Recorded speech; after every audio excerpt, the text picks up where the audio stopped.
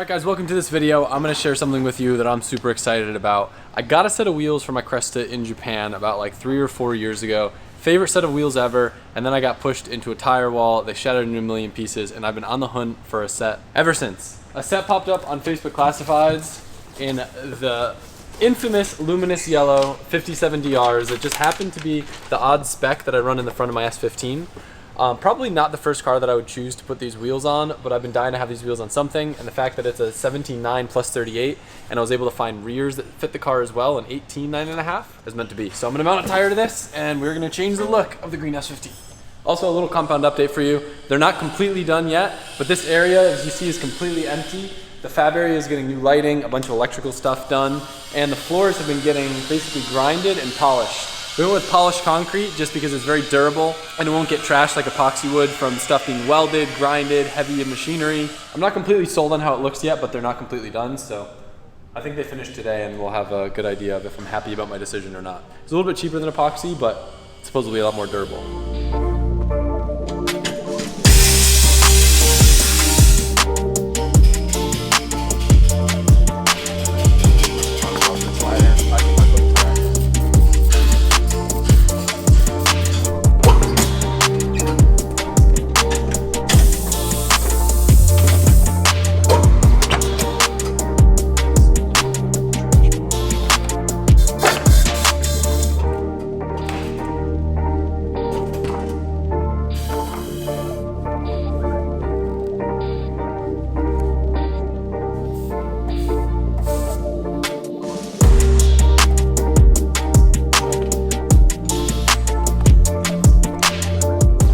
The M2U05 is one of my favorite front tires, mainly just because of the range of grip you can get out of it.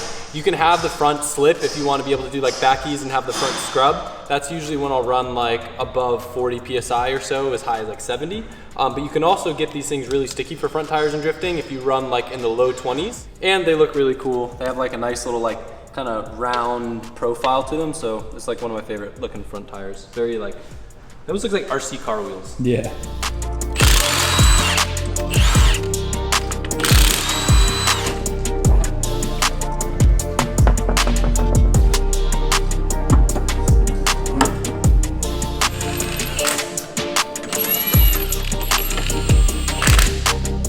It looks a little empty just with the yellow wheels without any other details. And I don't know why I've never done this before, but I've always wanted to. For some reason I just thought it wouldn't work. I'm gonna add like yellow pinstriping to the sides of the side splitters, and I'll show you kind of the technique for that. So I brake cleaned it. I'm gonna put this on with kind of like a little bit of overlap up on top and on the bottom. I'm gonna brake just because I don't have the longest piece of vinyl in the world.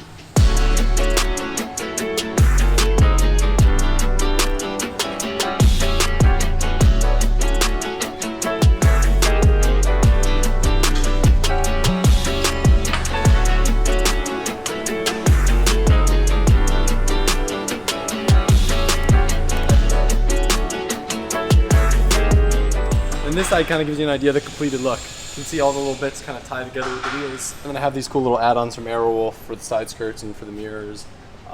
Right now in the front, the boys are putting a bigger intercooler on this thing. It started getting pretty hot over at Atlanta Motorsports Park. So we went from a little baby boy to a thick ass. Can you hold it? Okay, we're gonna go. Yeah, it's big. Big. Yeah, it's big. That's why I measured out. It's big. So we're over here because I'm bringing 2 cars over to the shop. I'm in one of those moods where I'm selling everything. Man, I can't even figure out the hood prop. Basically, the collection is thinning out, but there are replacements in the future at some point.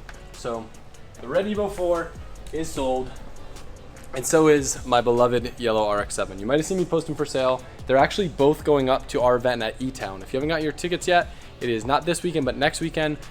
Clean Culture, LZMFG, we're doing a collab event, car show, a bunch of drifting at the Gambler layout like before. I'm bringing up the green S15. But the person that's buying this car is up there, and the person that's buying the FD is up there, so I'm actually trailing them both up. So I'm gonna bring this over to the shop, give it its final once over, make sure everything's good for the new owner, and then we'll be saying goodbye.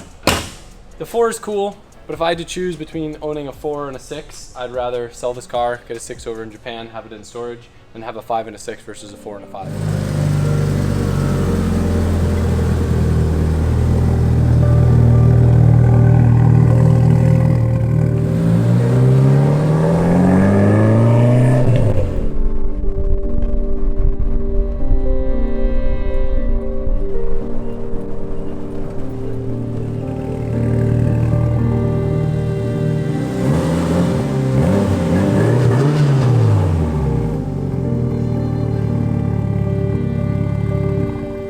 driving this thing around, like I already can tell I'm gonna miss it. It drives so nice. It reminds me of my white Evo was on the stock side. I really like how stock Evos sound. They're very like smooth and kind of like evil sounding. My my white one sounds a little weird now.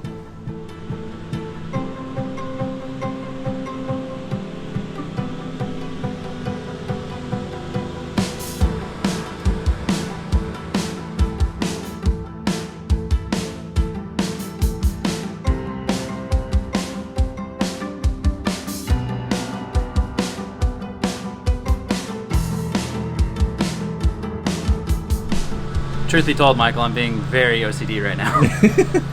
What I went to go check real quick was the direction, because we added a new intercooler. Yeah. And Johan welded a new like end cap for like where the coupler clamps on. So I went to go check and see which direction the welds were, so that I can match it on my pipe. So that way everything's like very. Big no OCD. one will notice except for me and maybe Johan, but like. Yeah. I do it for me, you know? Make it look nice, be proud of it. But yeah, so we're gonna weld this up. Stoked to get the new intercooler on and see how it affects everything in a positive way, so. We'll see. Yeah.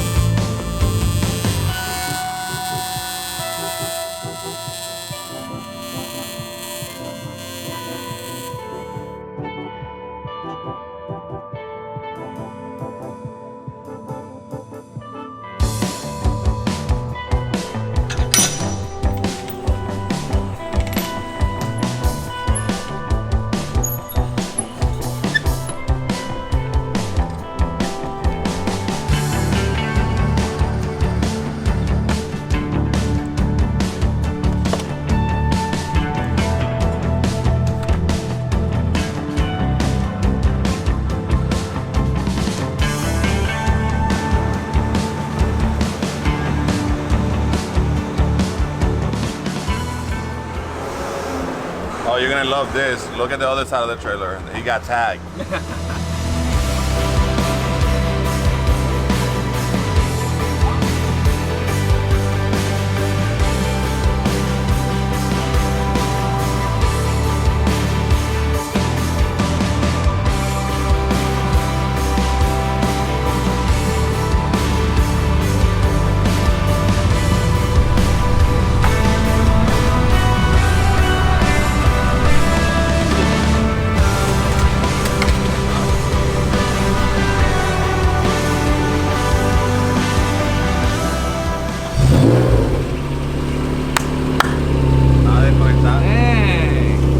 Let me go take it for a rip.